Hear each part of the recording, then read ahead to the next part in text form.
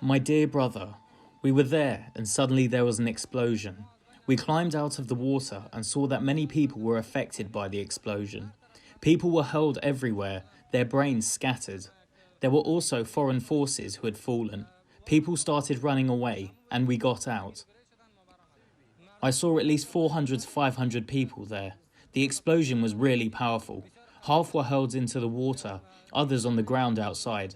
We carried the wounded here on stretchers, and here, my clothes are completely bloodied.